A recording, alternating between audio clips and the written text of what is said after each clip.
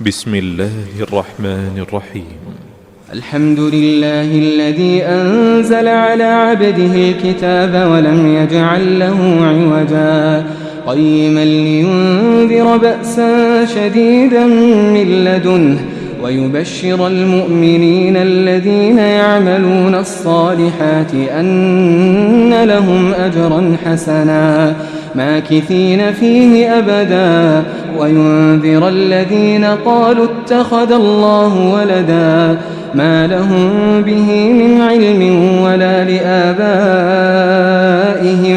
كبرت كلمة تخرج من أفواههم إن يقولون إلا كذبا فلعلك باخع نفسك على آثارهم إن لم يؤمنوا بهذا الحديث أسفا إنا جعلنا ما على الأرض زينة لها لنبلوهم أيهم أحسن عملا وإنا لجاعلون ما عليها صعيدا جرزا أم حسبت أن أصحاب الكهف والرقيم كانوا من آياتنا عجبا إذ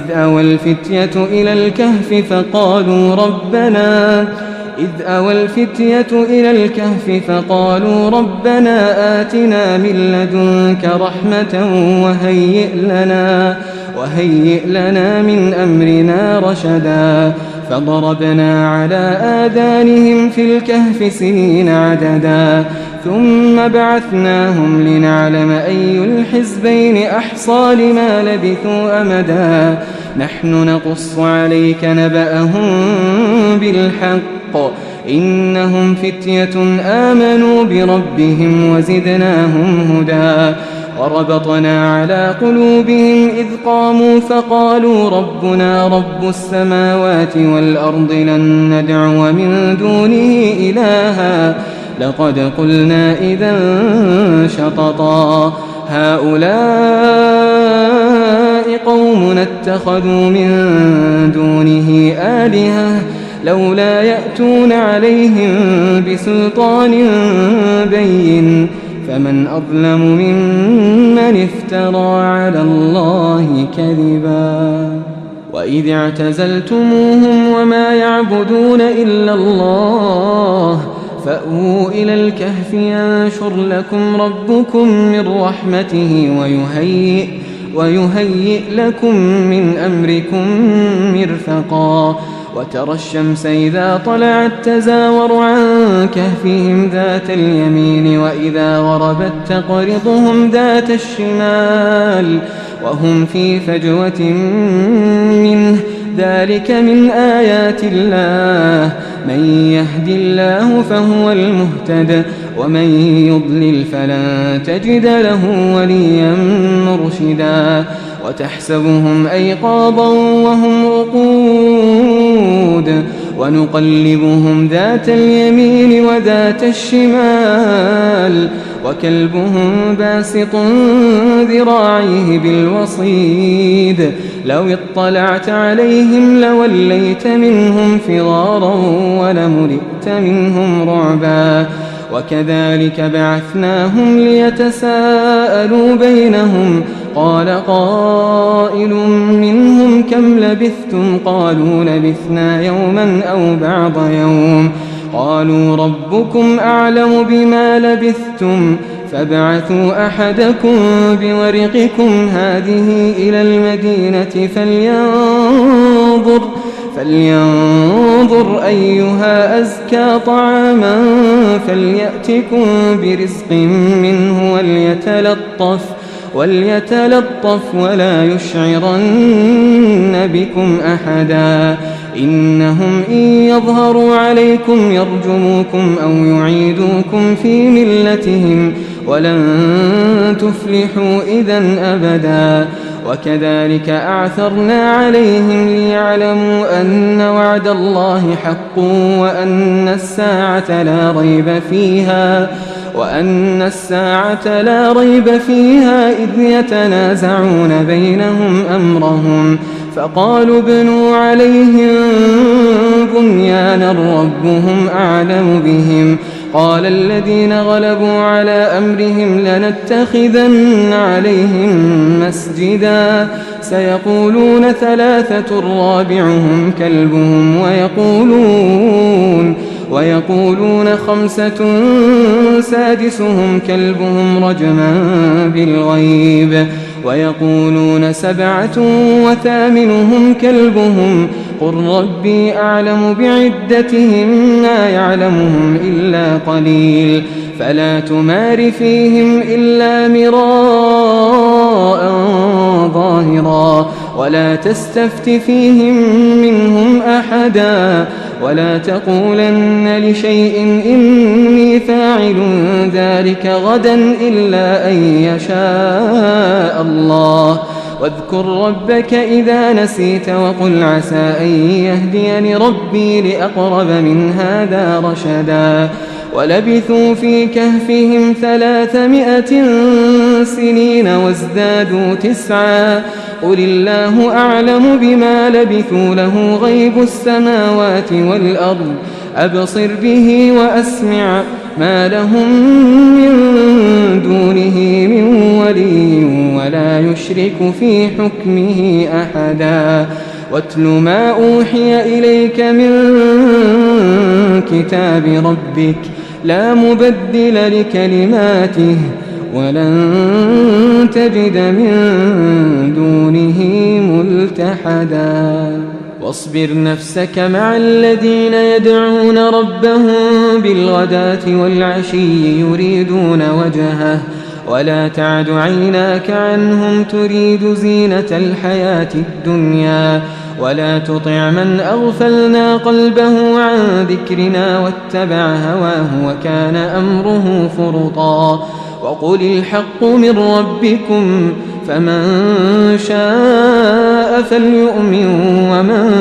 شاء فليكفر إنا أعتدنا للظالمين نارا أحاط بهم سرادقها وإن يستغيثوا يغاثوا بماء كالمهل يشوي الوجوه بئس الشراب وساءت مرتفقا إن الذين آمنوا وعملوا الصالحات إنا لا نضيع أجر من أحسن عملا أولئك لهم جنات عدن تجري من تحتهم الأنهار يحلون فيها من أساور من ذهب ويلبسون ثيابا خضرا من سندس واستبرق متكئين فيها على الأرائك نعم الثواب وحسنت مرتفقا واضرب لهم مثل الرجلين جعلنا لأحدهما جنتين من أعناب وحففناهما بنخل وجعلنا بينهما زرعا كلتا الجنتين آتت أكلها ولم تظلم منه شيئا وفجرنا خلالهما نهرا وكان له ثمر فقال لصاحبه وهو يحاوره أنا أكثر منك مالا وأعز نفرا ودخل جنته وهو ظالم لنفسه قال ما أظن أن تبيد هذه أبدا وما أظن الساعة قائمة ولئن رددت إلى ربي لأجدن خيرا منها منقلبا قال له صاحبه وهو يحاوره أكفرت بالذي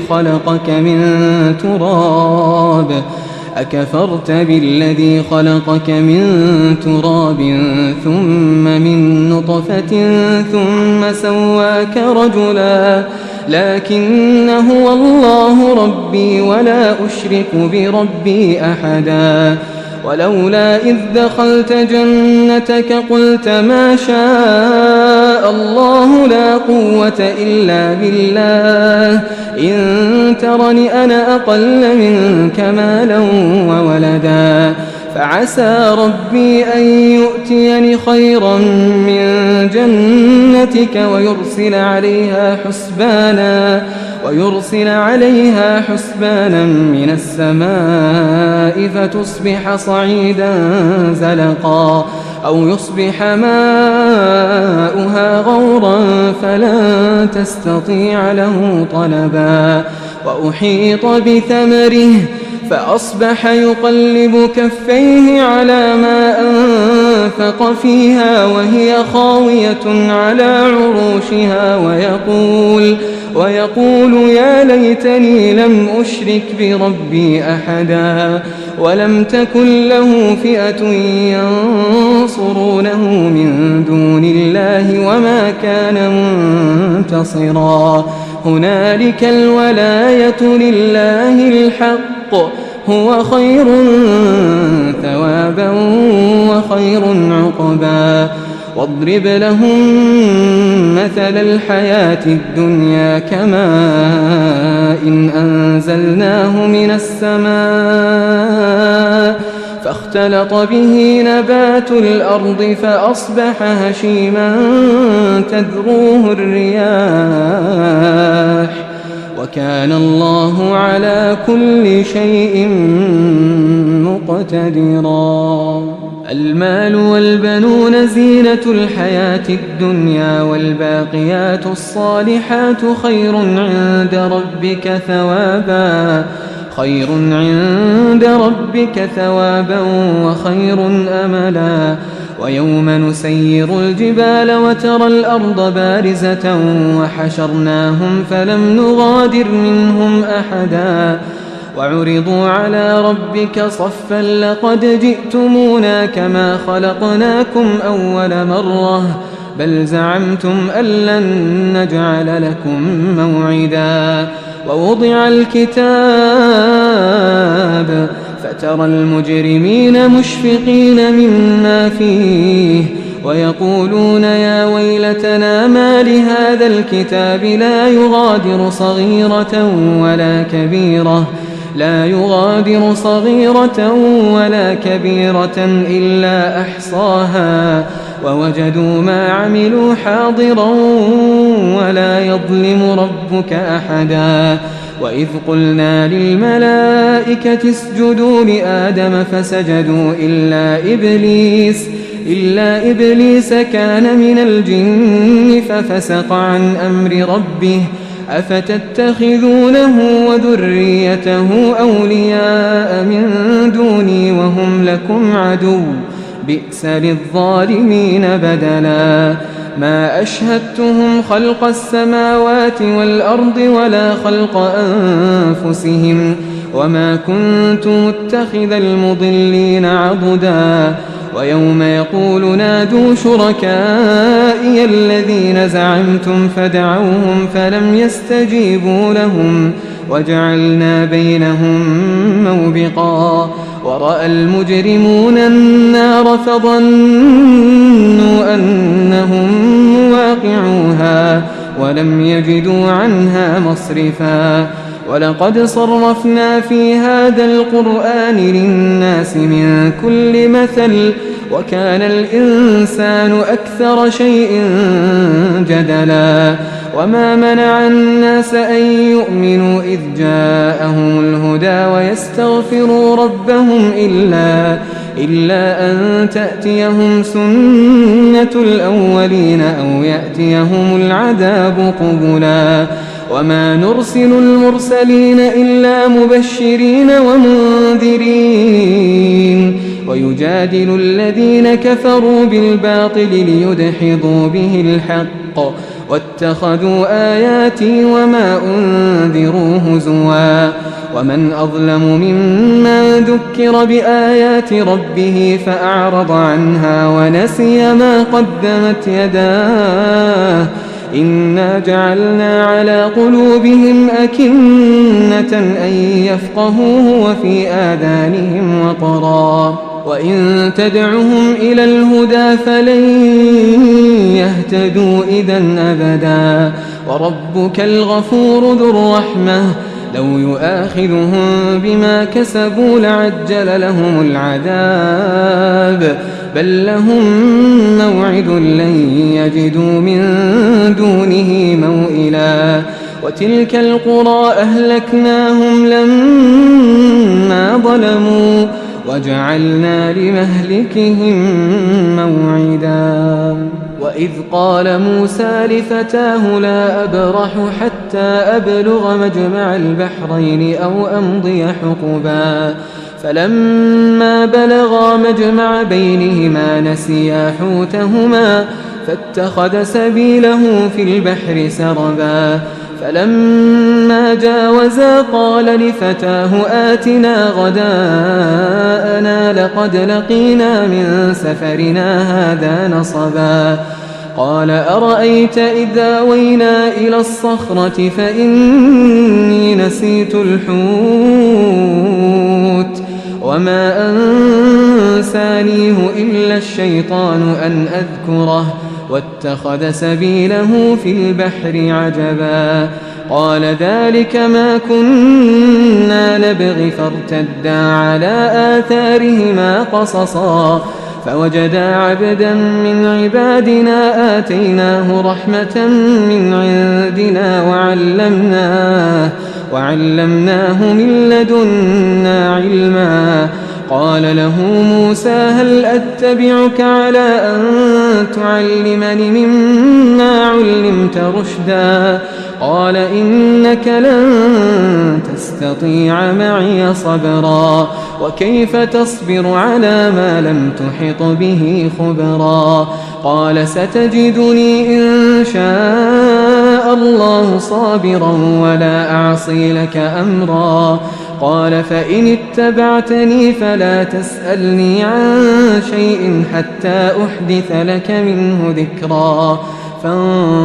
فانطلقا حتى إذا ركبا في السفينة خرقها قال أخرقتها لتغرق أهلها لقد جئت شيئا إمرا قال ألم أقل إنك لن تستطيع معي صبرا قال لا تؤاخذني بما نسيت ولا ترهقني من أمري عسرا فانطلقا حتى إذا لقيا غلاما فقتله قال أقتلت نفسا زكية بغير نفس لقد جئت شيئا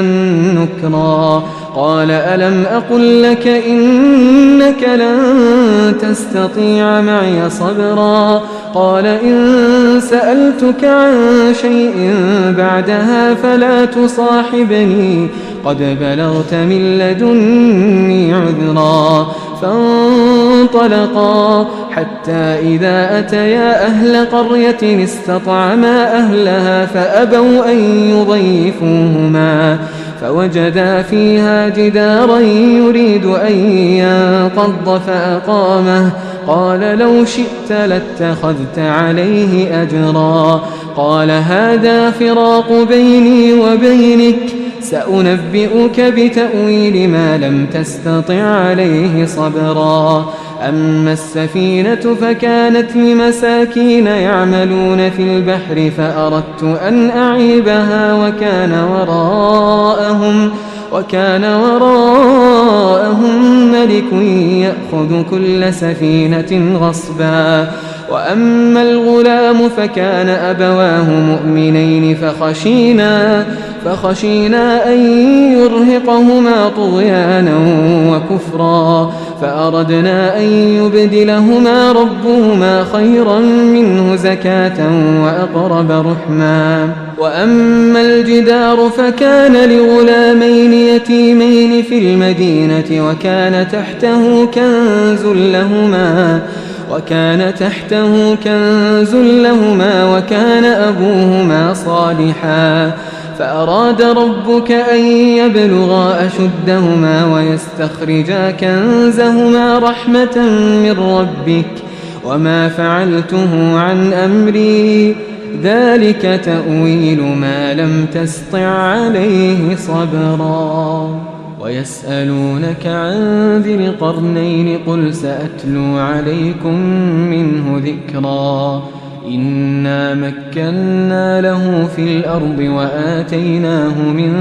كل شيء سببا فأتبع سببا حتى إذا بلغ مغرب الشمس وجدها تغرب في عين حمئة ووجد عندها قوما قلنا يا ذا القرنين إما أن تعذب وإما أن تتخذ فيهم حسنا قال أما من ظلم فسوف نعذبه ثم يرد إلى ربه فيعذبه عذابا نكرا وأما من آمن وعمل صالحا فله جزاء الحسنى وسنقول له من أمرنا يسرا ثم أتبع سببا حتى إذا بلغ مطلع الشمس وجدها تطلع على قوم لم نجعل لهم من دونها سترا كذلك وقد أحطنا بما لديه خبرا ثم أتبع سببا حتى إذا بلغ بين السدين وجد من دونهما قوما لا يكادون يفقهون قولا قالوا يا ذا القرنين إن يأجوج ومأجوج مفسدون في الأرض فهل نجعل لك خرجا على أن تجعل بيننا وبينهم سدا قال ما مكنني فيه ربي خير فأعينوني بقوة أجعل بينكم وبينهم ردما آتوني زبر الحديد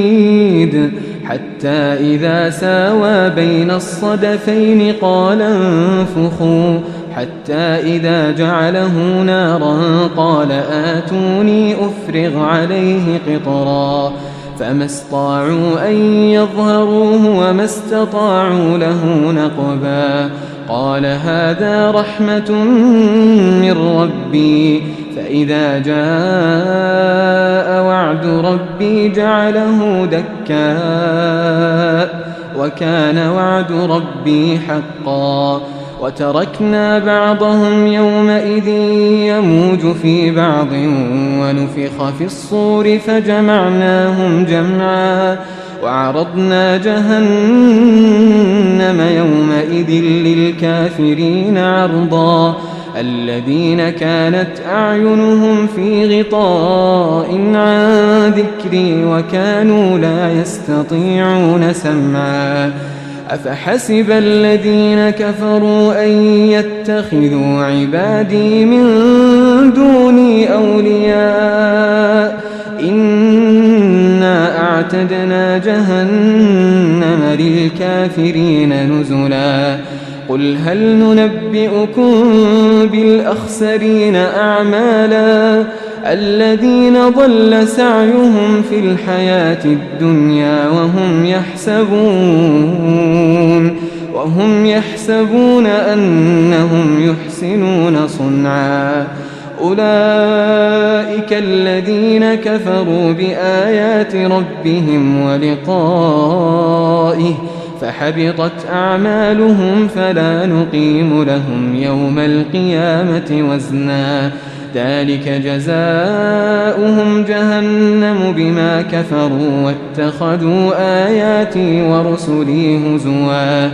إن الذين آمنوا وعملوا الصالحات كانت لهم جنات الفردوس نزلا